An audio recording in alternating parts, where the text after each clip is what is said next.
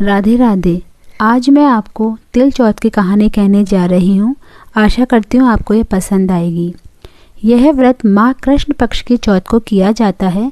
इस दिन पूजा में श्री गणेश जी व चौथ माता को तिलकुट्टे का भोग लगाया जाता है। पूजा के सामान में तिलकुट्टा अवश्य होना चाहिए। कहानी इस प्रकार है। किसी शहर में एक सेठ सेठानी रहते थे। उनके कोई भी संतान नहीं थी। इससे दोनों जने दुखी रहते। एक बार सेठानी ने पड़ोस की स्त्रियों को तिल चौथ का व्रत करते हुए देखा तो पूछा, आप किसका व्रत कर रही हो? इसके करने से क्या लाभ होता है? औरतें बोली कि यह चौथ माता का व्रत है। इसके करने से धन, वैभव, पुत्र, सुहाग आदि सब कुछ प्राप्त होता है।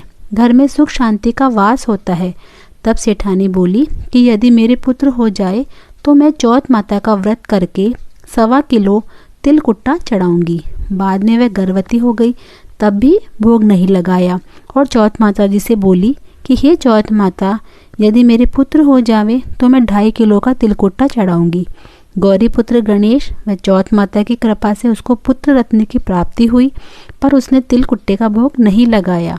फिर जब वह लड़का बड़ा हुआ तो सेठानी बोली, इस लड़के का विवाह हो जाए तो 5.25 किलो का तिलकुट्टा चढ़ाऊंगी। भगवान गजानन व तिल चौथ माता की कृपा व मेहरबानी से उसके पुत्र की सगाई अच्छे कुल की कन्या से हो गई और लगन मंडप में फेरे होने लगे।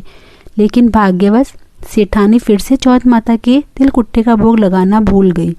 तब चौथ माता व गणेश जी उस पर कुपित हो गए। तभी फेरों के वक्त में 3 ही फेरे हुए थे कि चौथ माता अपना कोप दिखाती हुई आई, दूल्हे का अपहरण करके ले गई और गांव के बाहर पीपल के पेड़ पर छिपा दिया। सब लोग अचंभे में रह गए कि एकाएक दूल्हा कहाँ चला गया। कुछ दिन बाद जब वह लड़की गणगौर पूजने उस रास्ते से गुजरी तो उस पेड़ के पास से निकली तो पेड़ पर दूल्हा बना हुआ लड़का बोला, आओ आओ मेरी अधब्याई नार आओ। तो वह भागी हुई अपने घर गई और अपनी माता को सब घटना सुनाई।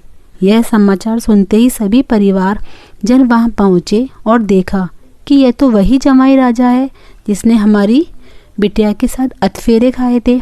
उसी स्वरूप पे पीपल पर बैठे हैं। तो वह सभी ने पूछा, आप इतने दिनों से यहाँ क्यों बैठे हैं? इसका क्या कारण है?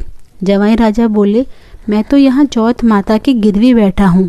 मेरी माता से जाकर कहो कि वे मेरे जन्म से लेकर अभी तक के बोले हुए सारे तिलकुट्टों का भोग लगाकर चौथ माता से प्रार्थना करके समय याचना करे, जिससे मुझे छुटकारा मिले। तब लड़के की सास ने अपनी समधन को जाकर सारा हाल सुनाया।